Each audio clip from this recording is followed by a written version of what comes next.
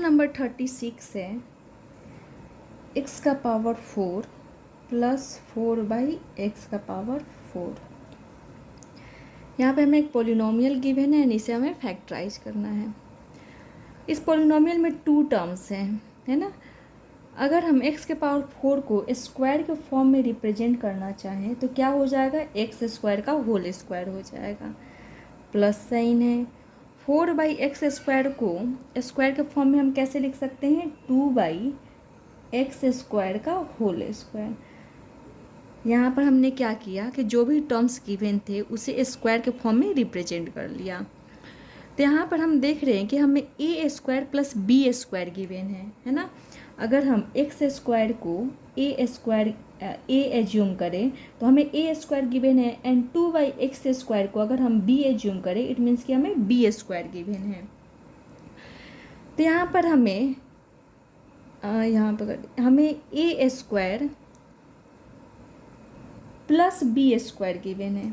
a क्या है यहाँ पर, x² है, date is x² plus 2/x² का whole square, that is a² plus b² हमें गिवन है। तो जब भी हमें a² प्लस b² गिवन होता है तो हम जनरली कोशिश करते हैं कि हमें 2ab मिल जाए।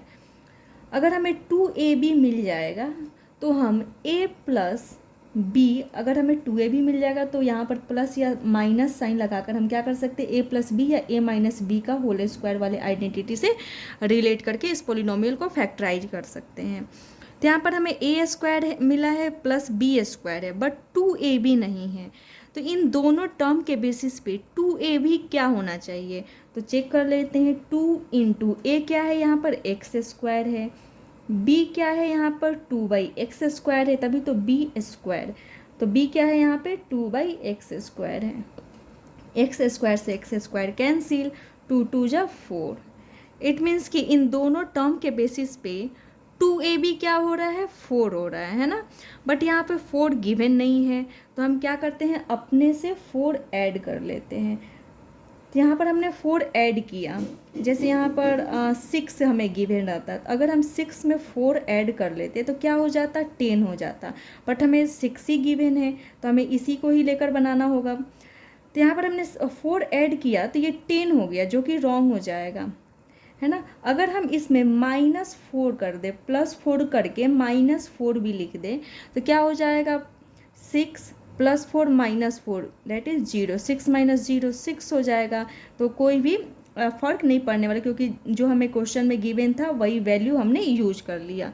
तो यहाँ पर हमने 4 ऐड किया तो क्या किया, 4 सब्सट्रैक्ट भी किया, हमें 4 की ज़रूरत थी। तो यहाँ पर हमने अपने रिक्वायरमेंट के हिसाब से 4 ऐड किया तो हमें क्या करना पड़ेगा, 4 सब्सट्रैक्ट भी करना पड़ेगा। तो हमने सब्सट्रैक्ट कर लिया। अब हम यहाँ पे जो 4 यूज किए हैं वो किसके जगह पे यूज किए हैं, 2ab के जगह पे।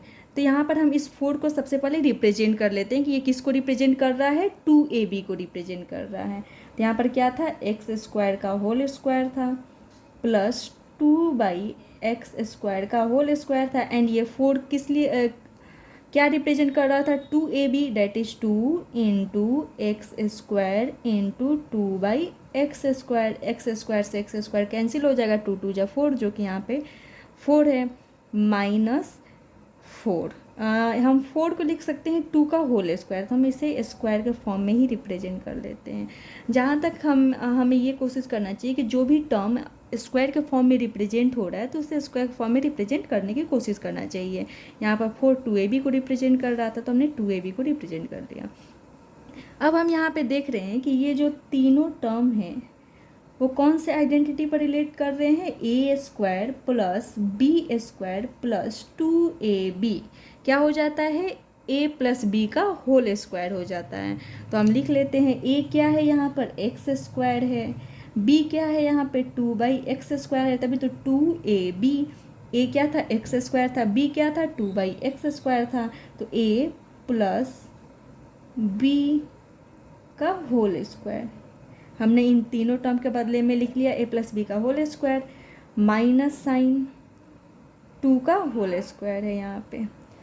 अब हम देख रहे हैं कि यहाँ पे हमें जो पोलिनोमियल मिला है उसमें फर्स्ट टर्म का स्क्वायर है, माइनस बीच में साइन है एंड फिर सेकेंड टर्म का स्क्वायर है।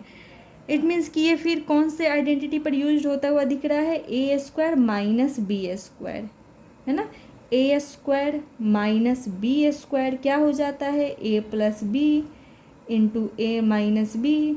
इसका मतलब हम इस आइडेंटिटी को यूज करते हुए इस पोलिनोमियल को फैक्टराइज कर सकते हैं। तो फैक्टराइज कर लेते हैं। ए क्या है यहाँ पर, x square plus 2/x square है, एंड बी क्या है, 2 है। तो सबसे पहले हम ए लिख लेते हैं। ए क्या है, x square plus 2/x square. B क्या है, 2 है। तो हमने क्या किया, ए लिख लिया प्लस बी, फिर A minus B that is X square plus 2/x square. ये ए हो गया, माइनस बी क्या है, 2 है। अब ये पोलिनोमियल क्या हो गया, फैक्टराइज हो गया। तो सबसे पहले हमने क्या किया, यहाँ पे जो भी हमें टर्म्स गिवन थे उसे स्क्वायर के फॉर्म में रिप्रेजेंट कर लिया। तो हम देख रहे हैं कि यहाँ पे हमें A square plus B square ही गिवन है। तो जब भी हमें A square plus B square given रहता है तो हम जनरली क्या कोशिश करते हैं कि हमें 2ab मिल जाए, ताकि हम ए प्लस बी का होल स्क्वायर या ए माइनस बी का होल स्क्वायर वाला जो आइडेंटिटी है उसे अप्लाई कर सकें। तो यहाँ पर हम सबसे पहले चेक कर लेते हैं कि इन दोनों टर्म के बेसिस पे 2ab क्या होना चाहिए। तो जब हम 2ab फाइंड करते हैं तो क्या आता है, 4 आता है। बट यहाँ पर हमें 4 तो गिवन नहीं था, बट रिक्वायर्ड कंडीशन क्या था कि हमें 4 चाहिए। तो हमने क्या किया, रिक्वायर्ड कंडीशन के अकॉर्डिंग 4 ऐड किया। तो हमने फिर 4 माइनस भी कर लिया, ताकि आंसर क्या रहेगा, जो क्वेश्चन है वो सेम ही रहेगा। तो हमने 4 ऐड किया तो 4 सब्सट्रैक्ट भी कर लिया। अब ये 4 किसको रिप्रेजेंट कर रहा था, 2x स्क्वायर 2ab को। तो हमने 2ab इस 4 को 2ab के फॉर्म में रिप्रेजेंट कर लिया, एंड 4 को 2 का स्क्वायर लिख दिया।